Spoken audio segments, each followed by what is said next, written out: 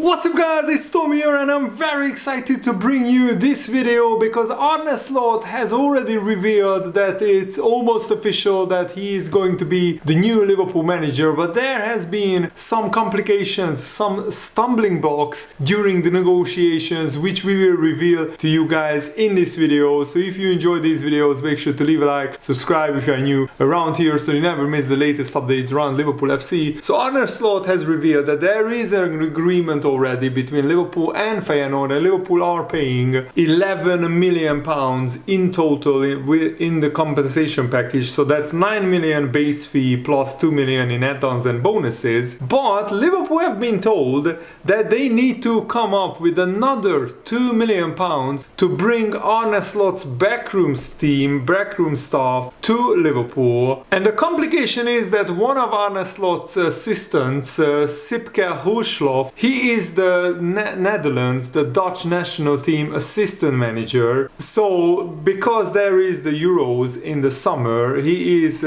occupied to be the national team assistant manager, but it looks like the latest news is that he could be replaced as the Dutch national team assistant manager, so he can start life at Liverpool earlier because the Euros finishes just a few weeks before the Premier League season starts. The Euros is over when Liverpool are already in full flow in pre-season, so ideally you would want the manager and all his backroom staff to be at Liverpool from day one, because Liverpool want Hoeslof and Arne Slot and all his assistants to start on July the 1st, and that is before the Euro 2024 tournament ends. And Arne Slot, after Feyenoord's last game, he said, I can't reveal the details right now, but it is not about my contract. There are a combination of factors which is cause why there is no announcement yet about the Liverpool job, but don't worry, it will happen. I know I've been saying this every time over the past week, but I do expect that it really is a matter of days now. Some things just need more time. So Liverpool are ironing out the details because Arne Slot wants to bring not just his assistant Hoeslof, but his second assistant Etienne Reinen to Liverpool, and he also wants to bring in the head of performance Ruben Peters from Feyenoord to Liverpool. So Liverpool will need to pay an additional £2 million in compensation to Feyenoord to get these assistants and head of performance people to Liverpool. And also the Dutch national team need to replace Hoeslof before the Euros on short notice because Liverpool don't want any coaches missing from the backroom staff when Liverpool start their pre-season on July the 1st. And Arne Slot is also searching for a new goalkeeping coach after John Achterberg, a loyal servant of Liverpool, chose to follow Jurgen Klopp out of the door at Liverpool. And it looks like John Achterberg will accept an offer to work alongside Steven Gerrard at the Saudi Pro League side Al Ettifaq. Liverpool have been gearing up for the last game of the season at Wolves, and that will be very, very emotional. By the way, these details have been revealed in the Mirror newspaper and in the Liverpool Echo as well. And Arne Slot also said that it has been a great pleasure to manage Feyenoord in these last 3 years that I worked here, with incredible pressure at the training complex as well as working with high quality people as well who made me feel at home since day one. On the other hand, yes, I'm really going to miss Feyenoord, that is clear. And Arne Slot was even asked before the Aston Villa Liverpool game, will he be watching the game on TV? And he said, I was surprised with the question. Overall, I was also sitting in front of the TV for Manchester United against Arsenal. So if there are any Premier League games on, then I watch it. Tomorrow night is not an exclusion or an exception. The Premier League is one of the most popular leagues in the world, so any football fan would watch the Premier League normally. And in the Netherlands, the Premier League is huge. The Dutch players absolutely love the Premier League. Look at how many Dutch footballers have played or used to play in the Premier League or now playing in the Premier League. Even just at Liverpool, we have Cody Gakpo, Virgil van Dijk and Ryan Gravenberch, 3 Dutch footballers. And I also want to reveal to you guys what kind of backroom staff Liverpool will be losing besides Jurgen Klopp. Of course, that's the biggest one. But Pep Linders, the assistant manager, he is an extremely highly rated coach and he wants to become a manager of his own right, and it looks like Red Bull Salzburg want Pep Linders, and they already have a connection because Pep Linders, we already signed a few players from Salzburg or from the Salzburg who came through the Salzburg Academy. Dominik Szoboszlai is one, Sadio Mane, Takumi Minamino we signed directly from Salzburg, and they think that Linders is the perfect candidate to take over as the new head coach. Linders is only 41 years old, so he's still very young, and he probably wants to become a head coach at a club which is well-run. Red Bull Salzburg are an absolutely well-run club. And Liverpool are also losing another assistant manager, Peter Krawiec, who has worked with Jurgen Klopp for a long time. He got his start in football with Mainz, where Jurgen Klopp was a player and later a manager, and then Krawiec followed him to Borussia Dortmund and then Liverpool, and he will now follow him through the exit door. But because Jurgen Klopp is going on a holiday, we don't know where Peter Krawiec might be working next. He's a little bit younger than Jurgen Klopp, I think. Vitor Matos is another assistant manager of Jurgen Klopp who is also leaving the club. Liverpool hired Vitor Matos in 2019 to fill the void left by Pep Linders, who of course went on to try his hand in management, but then he later returned to Liverpool. And Matos quickly became a key part of the coaching staff at Liverpool, and he developed a fantastic reputation at the club. So he will be a big miss, as well as Jurgen Klopp, Linders and Krawiec leaving. John Achtenberg has been at Liverpool the longest out of these people that are leaving. He has been at Liverpool for 15 years now, and he started out as a youth coach,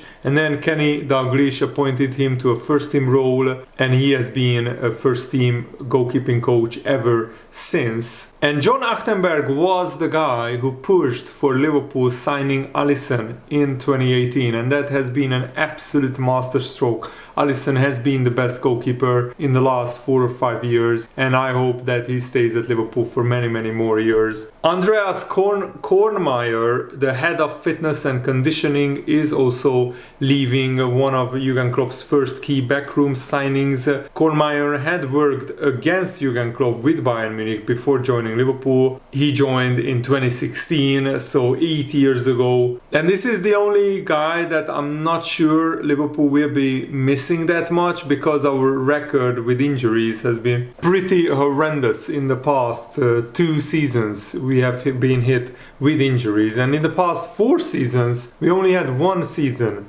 where our injuries didn't terribly affect the whole season and the performances. Just another word on the Aston Villa Liverpool game. I understand some people, including myself, criticize Jurgen Klopp for making 4 substitutions at once. Now, maybe criticize is too strong of a word. I didn't per se criticize him, but I said that maybe he substituted the wrong people, in terms of would have kept Endo on. But Liverpool were way too open against Aston Villa, in terms of we were too easy to create chances against, and Jurgen Klopp had to do something because Liverpool were conceding too many chances. And yes, some of the substitutions didn't have the intended impact. For example, Curtis Jones only had 2 passes as a substitute with like 20 minutes to go. But it's understandable why Jurgen Klopp wanted to make significant changes. But, before the substitutions were made, Aston Villa already created most of their chances. They created 2.5 XG, and then after the substitutions, Aston Villa only created 0.28 XG, yet they scored 2 goals. The second one was really lucky. We were also lucky that they didn't score an open goal. Diego Carlos stabbed it wide after being 1 yard out. Aston Villa had 3 huge chances even before they went on to score 2 late goals to equalize. So overall, I think Liverpool didn't deserve to win. Aston Villa were probably creating more clear-cut chances than Liverpool. And defensively, we definitely need to sort out our centre-back issue and the defensive midfield. I mean, when Endo is coming off, usually you don't have a defensive midfielder to bring on because Bajcetic is injured and we don't have anybody else who is a proper out-and-out defensive midfielder. And we were lucky that McAllister stayed fit for the majority of the season because he could play as a number 6, but that's not his truly best position. And he's also not the guy with a big muscular physical frame. He has been dribbled past more times than anybody else apart from one player in the Premier League. In better news, Luis Diaz has won the Liverpool's Player of the Month award for the month of April, and I think it is well justified. And Luis Diaz said, "I'm really happy and grateful to have received this award, which is so valuable to us players. I'm happy for the support of all the fans that they have been with me from the very moment I arrived here. They have always been super supportive and attentive, not only of me, but also of the institution, the team. And I'm very grateful to God for helping the team in this way. I'm contributing to the team. I've always wanted to do that with goals and assists, playing well. The team comes first before the individual." But Luis Diaz needs to improve his output a little bit more. He's a very direct player. I absolutely love his style of play, but it still doesn't score enough goals and enough assists. So he needs to get a little bit better with his decision making. Hopefully that will come with more experience. But he's already 27 years old, so I'm not sure Luis Diaz can go to another level. On the other hand, Cody Gakpo has shown really good form. He scored a goal against Aston Villa. He got a goal and an assist against Tottenham. He got an assist against Fulham as well. And he overall had a really good month and a half. Just it's a shame that he couldn't score more goals, because when Salah's goals dried up, when Darwin Núñez's goals dried up, there is nobody else to take up the mantle, because Diogo Jota is out injured and Diaz and Gakpo are not prolific enough. Even though they both had really good seasons, but we don't have another goal scorer in our team who could hit a purple patch at this very crucial part of the season. And Liverpool will have a big decision to make in the summer. If we bring in another attacker, do we sell one of the 5 players? If I had to choose, I would probably sell Luis Diaz, even though he has been Liverpool's best player in the past 3 months. And it seems harsh, but he's 27 years old, Luis Diaz. He probably won't get that much better. I still feel that Darwin Núñez has untapped potential and he can still make the leap. Mo Salah is still a 25-30 goal a season player. Cody Gakpo, Diogo Jota, Darwin Núñez, they all young who can improve. And Jota is already good enough, in my opinion. He just needs to stay fit more often for longer periods of time. But for Luis Diaz, we could ask 70-80 million from Paris Saint-Germain. And if they pay that amount, then we could really strengthen the attacking areas and also the defensive midfield and centre-back position. It would be a little bit harsh on Luis Diaz, and I don't think he would want to leave. I don't think any of the Liverpool players would want to leave. But we need to change this sentiment. Jurgen Klopp had a sentiment that if any player wants to stay at Liverpool, then they will not push him out of the door. And that's not how it should work. Henderson stayed one more season than he should have. Fabinho, Firmino, Mane, we sold them probably at the right time. James Milner maybe perhaps stayed for one more season than he should have as well. Adam Lallana as well. So Liverpool need to be a little bit more ruthless with our transfer business, and I think Michael Edwards will be more ruthless. And interestingly, the LFC Transfer Room Twitter account ran a poll who was the player of the season, and it was very close between Alexis McAllister and Virgil van Dijk. From 8,000 votes on Twitter, shall I say, Alexis McAllister got 45% of the votes, Virgil van Dijk got 42%. The Young Player of the Year award, I voted for Van Dijk, by the way, but I was thinking about McAllister. And if Salah didn't have this dramatic drop of form, dramatic loss of form in the last 2 months, I would have voted for Salah, because up until March or February, he was our player of the season, in my opinion. But you have to judge the whole season. The Young Player of the Year award, that's pretty easy. It's Harvey Elliott, but Jarrell Kwanzaa also got 32%. Harvey Elliott got more than 50% of the votes, and Conor Bradley Bradley got 16% of the votes as well. And the best goal of the season was pretty unanimous. McAllister's goal against Fulham in that comeback win 4-3. But Szoboszlai's goal against Leicester got 6%. Nunez's chip against Brentford got 7%, sorry, not 77%. And McAllister's epic goal against Sheffield in the top corner got 16.8%. So McAllister's 2 goals against Fulham and Sheffield were the 2 best goals of the season. And I really hope that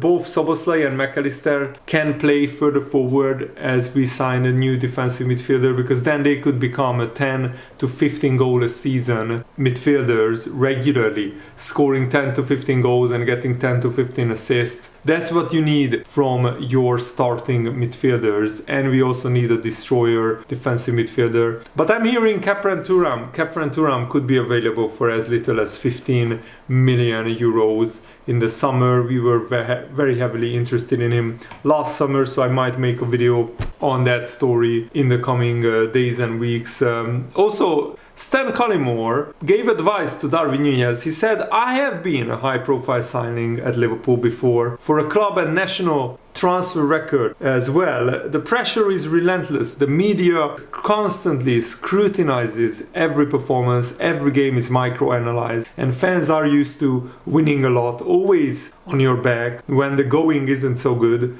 So Stan Collymore fully understands what Darwin Núñez is going through. Do you feel you are good enough to score enough goals and to create enough chances for your teammates? That's what Darwin Núñez is being asked from Stan Collymore. Is he a Robbie Fowler, an Aaron Rush, a Fernando Torres, a Mo Salah, or a Luis Suarez? No, of course not. But only he can answer whether he can do it or not. Darwin Núñez probably needs to redefine his role at Liverpool, and he needs to be smarter. Yesterday when he came on, if he holds his run just half a second more, he would have been onside. And he actually put in a brilliant finish past the Aston Villa World Cup winning goalkeeper Emi Martinez, but he was just a good half a yard offside. And that's the story of Darwin Núñez's season. He needs to make better decisions in front of goal, but that will come with time and experience. So hopefully it will come for Darwin Núñez. Thanks for watching, guys. Hope you enjoyed this. Have a nice day. See you later. Goodbye.